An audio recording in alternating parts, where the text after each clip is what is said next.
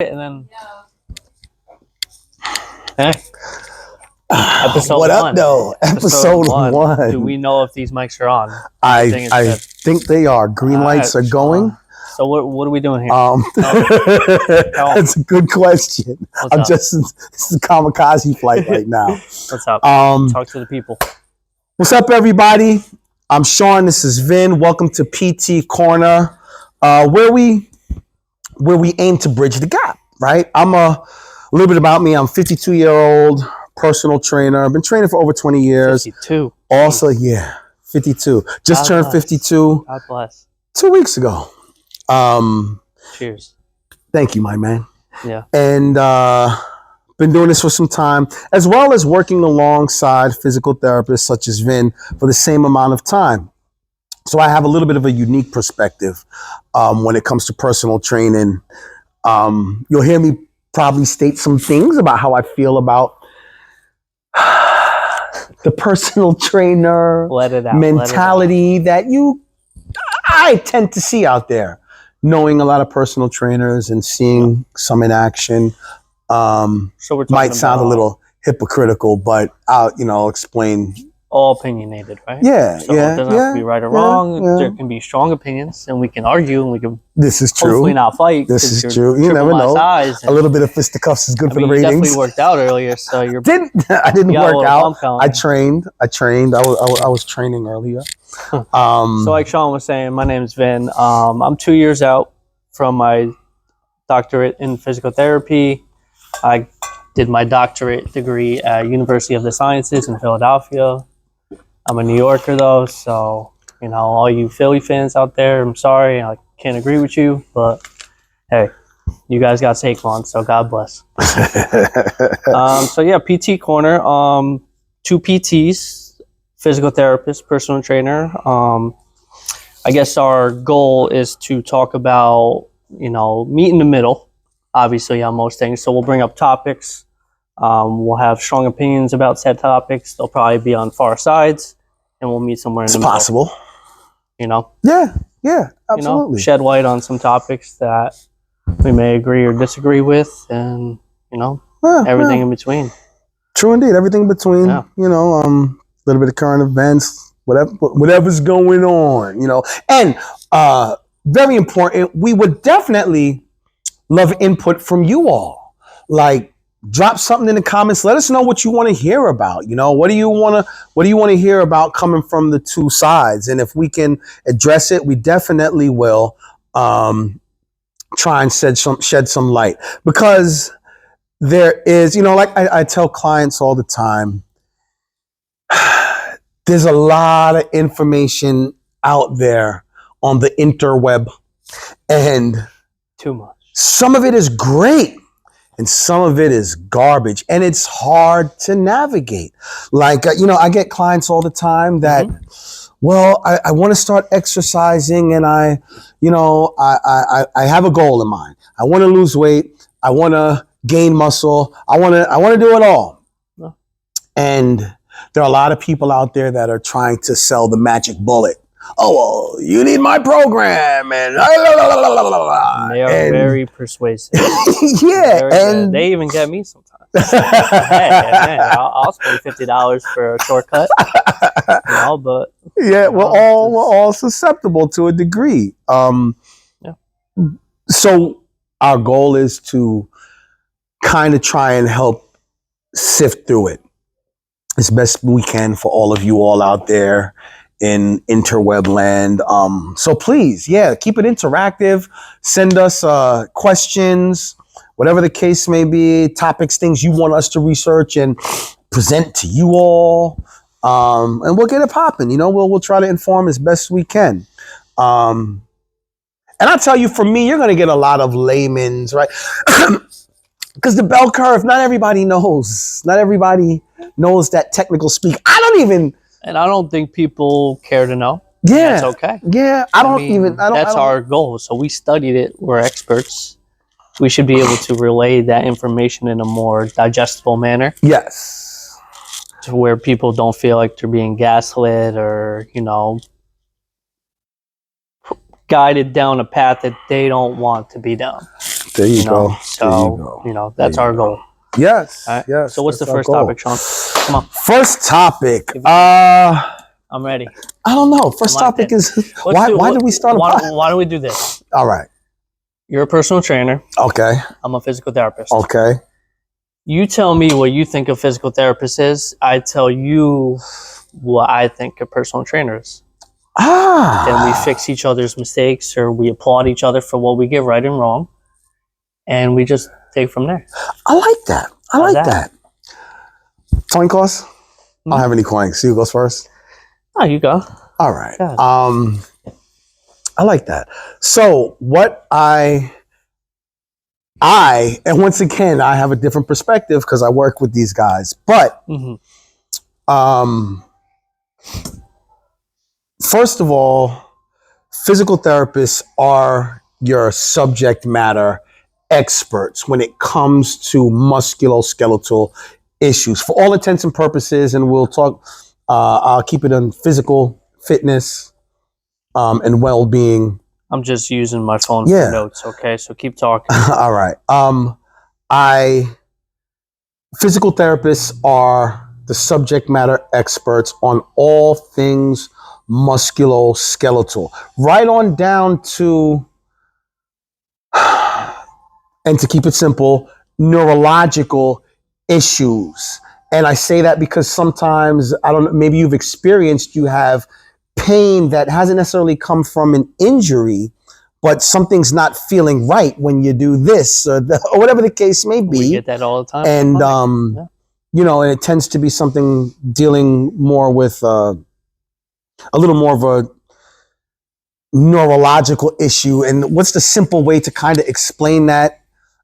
Just the way your body sends signals up and down from the brain to the body somehow gets goofy and it presents as pain. And then a host of other things that balance issues. Damn, there's so much. So I think I know too much, actually. I know too much and I'm trying to filter it down because I work with you guys. You're spot on in terms of the musculoskeletal and neurological component. I mean, just so we're back and forth. So we got all systems, not just musculoskeletal and neuromuscular. We got a couple others. So cardiovascular, you just had a heart attack. You need to get that endurance back. You're going to have a physical therapist, a respiratory. You're going to have OT, occupational therapy. You're going to have that hands-on approach in terms of getting you back to where you were prior to injury. See, for physical therapy, I look at myself as somebody who, throughout life, you're at a baseline. You hit an injury or something happens, a life event, you're below that baseline. Physical therapy is there to get you back to that baseline, just so you can go about life. That's where I'll interject and say for personal training, I feel like people are at a baseline. They want to reach new heights. They want to get stronger. They want to get faster. They want to lose weight. They want to just general self-esteem above where they're used to being. That's where your personal training comes in. And they say, okay, so you're here and you want to get here. PTs, you tell me part of my history when I take a subjective history, they talk about what they used to be and how they want to get back to that. Absolutely. So it's present to past to present. I have to get them back to that point in which they were prior to injury. Personal training, they'll talk about future and present. And, I'm saying that in terms of, I want to lose weight.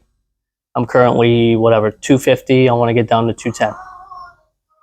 That's what I mean in terms of present and what they want to look like or feel like in the future. A lot of the times physical therapists aren't dealing with those issues. 9 times out of 10, it's something happened. They don't know. They just know it hurts when they do X, Y, Z. I have to, every patient's a puzzle. Yeah, yeah, absolutely. And you got to figure it out. And, you know, as you said, that is actually a big part of where the gap is bridged. No. Right? Because it's a blurry line. Yeah. It's not X and O, you know. There's a lot of different variables, which we'll go over or discuss at some point. But no, you're right. Yeah. Because I get those same clients walking through the door that used to be or somehow have gotten below the bar that's relative to them. And they as well want to get back. And most people don't think of, the general public doesn't think of physical therapy for that. The general public thinks of me, right? Thinks of the personal trainer, thinks of going to the gym. Oh, I'm out of shape. Carrying these groceries is killing me these days. It never used to be like this. I need to get in shape, right? It's the first simple thing, simple thought that comes to people's minds. I need to get in shape. So I absolutely get that. A lot of times during that process, we run into some snags, right? One thing I'm very big on is... Snags, good word. Yeah. One thing I'm very big on is staying in my lane. So let's talk now about some of the pet peeves I have about personal trainers, right? I am big. Gotta pull out the list. Me personally, I am big on staying in my lane. Mind you, I've worked alongside you guys for many, many years, have asked a lot of questions, have gotten programs from you all for clients who didn't necessarily want to go to physical therapy, but we've come to realize that it's not something that if I gave them the exercise, it's not going to be harmful, right? Because, you know, we need to make sure that everyone stays in their lane and does what we're capable of doing. So those snags sometimes can be shoulder pain or knee pain, hip pain, or the developing. And, you know, after working on mobility and all that stuff to the best we can, you know, sometimes I have to come to you guys now. Say, listen, this is what's going on. And if I get an explanation that I'm not, okay, yeah, well, I'm not doing that. And I'm not, you know, I'm not qualified to do. This is where the bridge gets gapped. So now might find someone now, listen, you need to go see Vin. You need to go see Vin and let Vin tell me what's going on. Vin will tell me what should be contraindicated, what I shouldn't do in your program, where I should focus more in the meantime, so you don't necessarily have to stop training, but you can still do it, you know, still keep moving forward. While Vin may treat the patient, right? To get them where they need to be in that specific area. Get that shoulder right, that knee right, that hip right, whatever the case may be, that neck right, whatever the case may be. So, I mean, yeah, I think in a lot of ways we definitely do that. It's, you know, it's all training. It really is. At the end of the day, it's movement. It's movement, forcing the body to, I don't like to use the word force. Force sounds really aggressive. And, you know, come to find people think that they can just force their body. People that come in hardcore, I'm going to do it all. I'm going to lift the whole gym. That's how you get hurt. But it's spurring the body to adapt to the task at hand. And as we keep putting certain tasks in front of someone, the body will eventually adapt to keep it simple. As long as it's done safely, you don't jump from 0 to 100, right? But incrementally. Yes. Phases. Yeah. And that's basically what we're doing on both ends. You just get way more technical with it when need be. Exactly. Yeah. You know what I'm saying? Because you mentioned it. You do. Sometimes it is just a general conditioning. Yeah. Right? But even then, when it's a cardiac patient or something, you've got the stethoscope. You know what I'm saying? You'll take the blood pressure and all that. Like, as a personal trainer, I won't do all that. My clients need to be screened, and I need to understand that or know that they're cleared by their doctor for these things. But, you know, there's a certain component of oversight that I'm not going to add that Vin would add in those instances. So, yeah, that's a big pet peeve. Yeah, it is, man. Like, that's a good pet peeve. Stay in your lane. That's how people get hurt. It's important. And I don't want to hurt anyone because of my ego, right? So, That's a valid. All right, give me another pet peeve. Oh, what's another pet peeve? Let me ask, do you see a lot of personal trainers not staying in their lane? Oh, absolutely. And absolutely. As you being a personal trainer, do you feel obligated to interject, or is it something to where maybe you're just turning the blind eye and you're, no, I mind my business. I mind my business.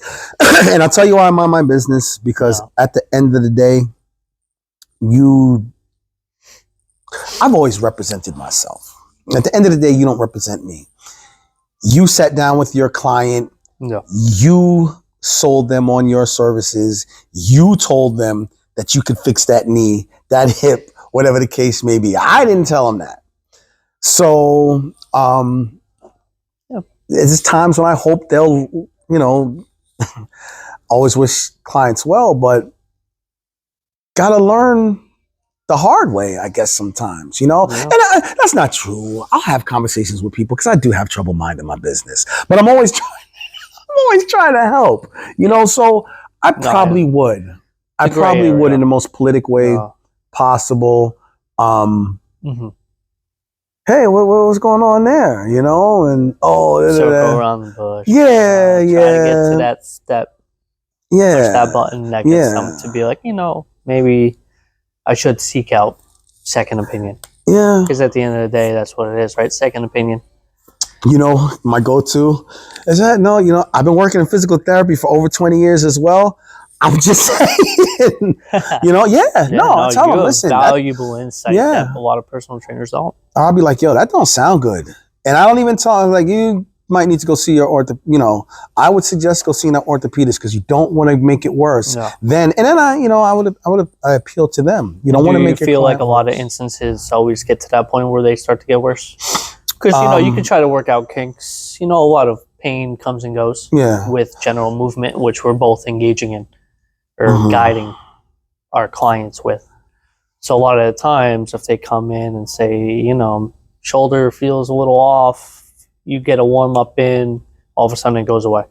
At what point do you say, go get a second opinion with primary doctor, or go see Vin, go see me?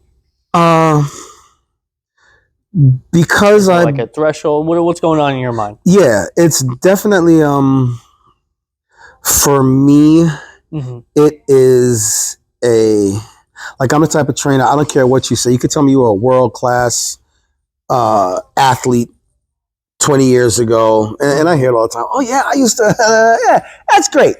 But we're going to build a foundation and see where you're at today, right? Yeah. So when I hear about, oh yeah, my shoulder's a little, okay, so we warm up, we take it light. And me believing and always preaching about that foundation, I know I'm not doing anything that's going to really damage them, but I want to see how it responds to the little bit that we do this first session. And then the second session. And then I'm going to ask you, I'm very big on checking in with my clients.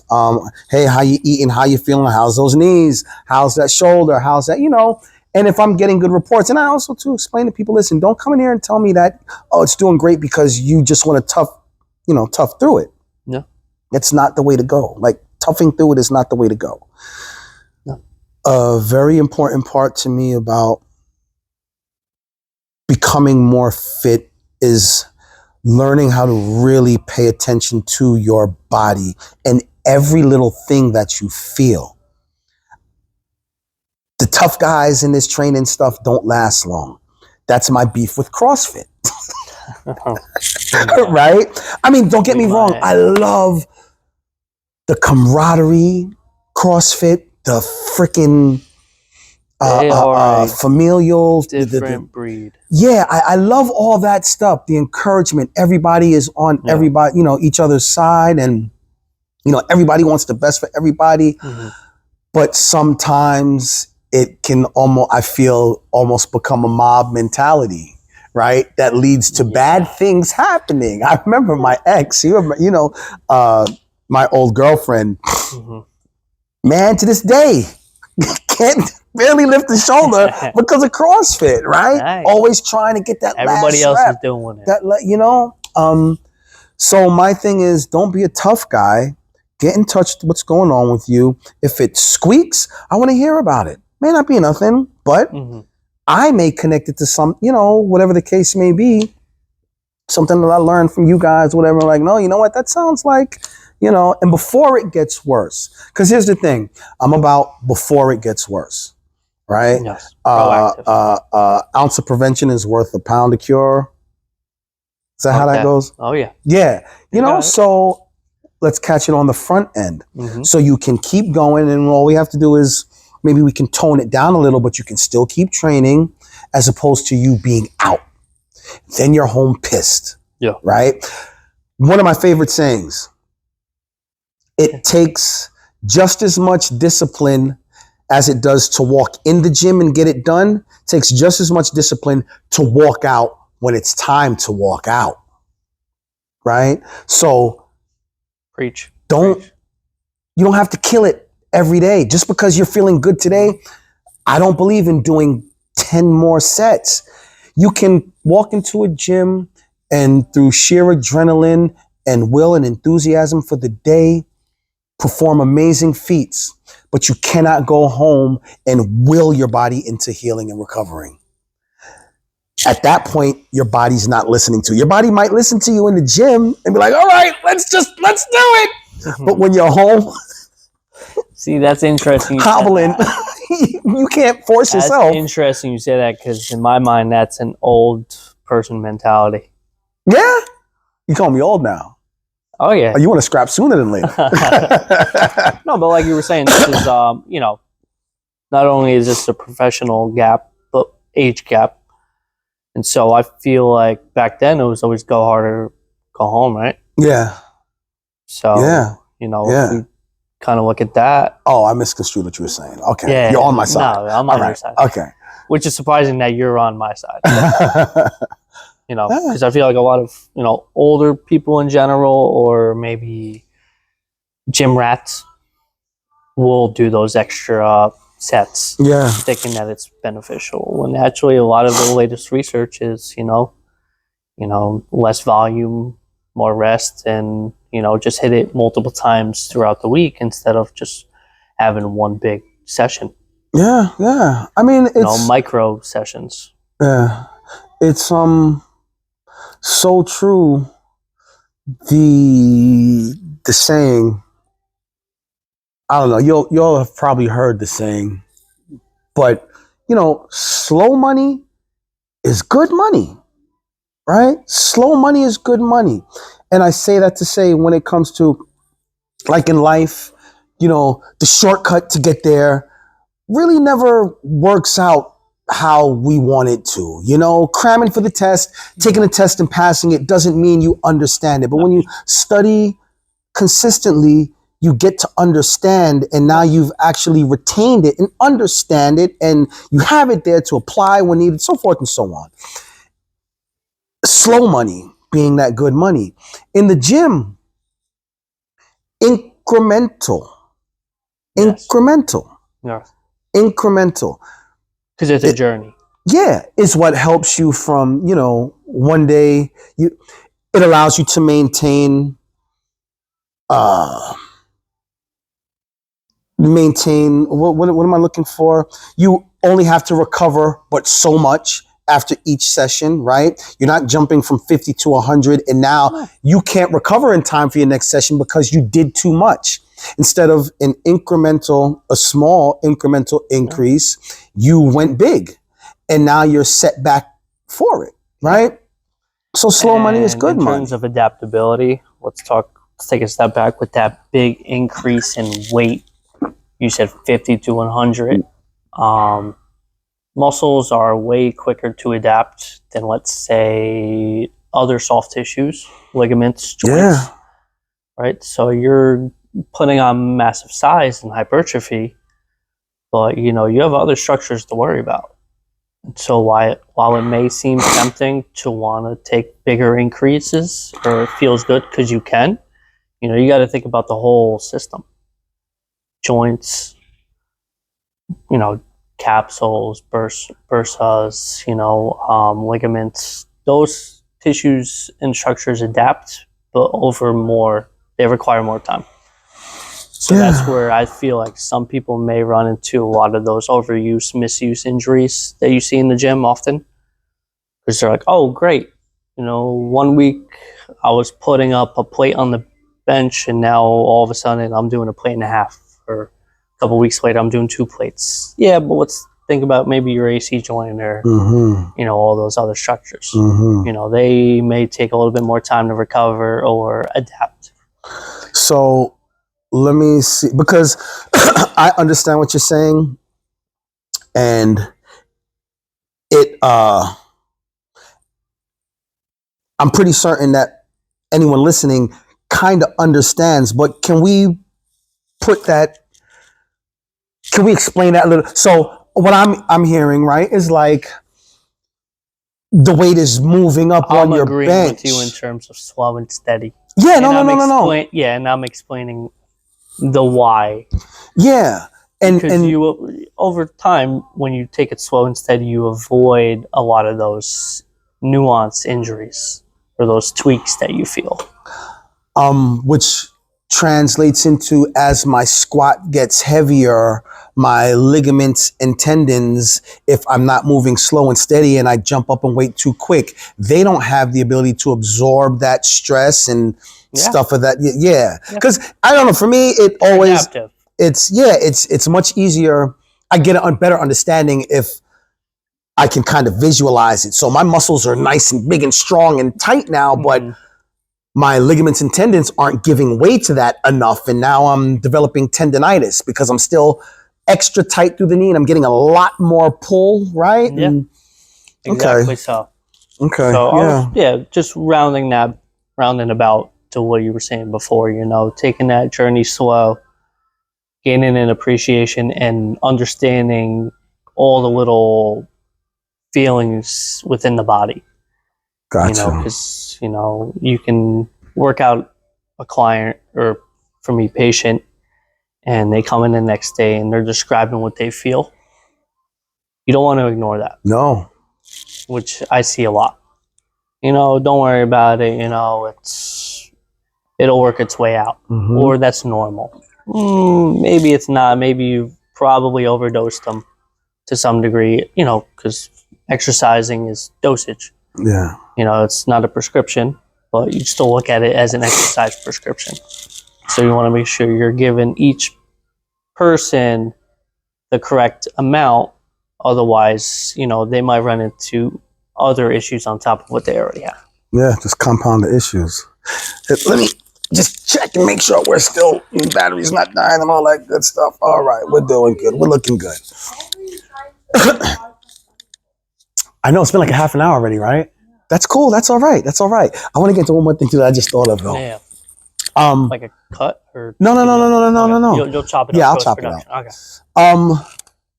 So one thing that I do half an hour sessions, sometimes hours, but mainly half an hour sessions, just the way the economy's set up today. People are, they want to get a quick workout in, because sessions are money. Yeah. One thing that, and I just want to know how you feel about this. We'll end it with this, because I want to know how you feel about it as a physical therapist. Okay. And I think you're going to disagree with me. Okay. But I feel like the workout, a lot of times, what I'm seeing in the gym now is all of the freaking mobility stuff. I feel like it's too much. I know that just in general sounds bad. Give me an example. But I think, dude, tell me something you saw. I see, and it's mostly women, which I don't understand because they tend to be way more flexible than us men. Stretching for half an hour. They're doing their 9 and 9. They're doing it. And I'm like, and then you go do 3 sets in the squat rack, right? It's not even like you were having a hardcore squat day. Not leg day, but squat day for power or anything like that. You just, and then you go and spin your wheels in the gym. And when I say spin your wheels, I mean, you're not really getting at it. Like you did all that. You're hitting, the ratio is not there. Yeah. I think that's what it is. The ratio. A lot of mobility work. And very little stability strength training. Yeah. What's the deal with that, man? That irks me. That grinds my gears. That intrigues me. I see that a lot. And never really thought about it, right? No, because, to me, there's so much junk out there that I'm sure on their TikTok, Instagram, they're seeing it. That's exactly it. Looks intriguing. It's mobility work. It's something they're good at. Females are generally more mobile than men. So I guess they're going to kind of gravitate towards that work that makes them feel like they're good at it. Or maybe they're just not educated enough on what to do outside of that mobility work or how to maybe bridge it and combine them. Because at the end of the day, you should be combining that strength training with mobility. Which brings me to another one of my favorite sayings, and I tell my clients this all the time when I do. That's the silver. When I have them do something that they don't want to do. Number one is you ain't gotta like it. You just gotta do it. Mm-hmm. And number 2 is if you don't like it that much, whatever you don't like to do is what you need to be doing more of, because that is what's going to challenge you and change. Which brings me to a third saying: no challenge, no change. Plain and simple. No challenge, no change. And I'm not saying it has to be a ridiculous challenge, but you got to feel like you're doing something. You got to know the onus is on you to be honest with yourself and know that you're challenging yourself. No. Right? Excite that nervous system. Yeah, there you go. But don't fry it. Yes. Fight or flight. I've done that before. Not for, yo, I don't know if there's any hardcore people out there and you have fried your nervous system with a good squat, deadlift, whatever day, and just like fried your nervous system. That'll take you out for the next week. Yeah. And it's such a weird feeling because, you're sore and all that, but it's something else. It's another layer of just like, can't get your stuff together. Right? Just like you can't get right. Then it throws off sleep. Yeah. That's a whole nother talk show. We have many more episodes to get into stuff like that. Dude, that was good. I am quite pleased with what has gone on here today. That was good. A time was had. Next week, we got a push-up competition. We got squat competition. You don't want squat competition. I'm just going to bow out gracefully. We'll do all that good stuff. Push-up competition, he's done for. We're going to look at the comment section, take any questions, or I'm sure Sean will look at them and reach out to me, and we'll figure it out. We'll figure it out. Next topic, any ideas? I don't know. You know what? We'd love to leave the next topic up to y'all. If you don't come up with the topic, we'll come up with one for you. So thank y'all so much for tuning in. And keep coming back. Right now, I'll be very honest, we don't have a schedule of, when, but if you follow us on Instagram, TikTok, Facebook, we'll be posting. So you'll definitely find out when the next episode is coming. We hope to get on a schedule. But follow us. I'll have all of our ats in here somewhere. You probably, we're talking now, but you'll probably have seen them by the time you get to this point, you'll probably have seen them like 10 times once we edit and all that good stuff. Yeah, they'll be in there. Yeah. Thank y'all for coming. We appreciate you. Stay well, stay mobile, stay strong. See you next time. Peace. Peace.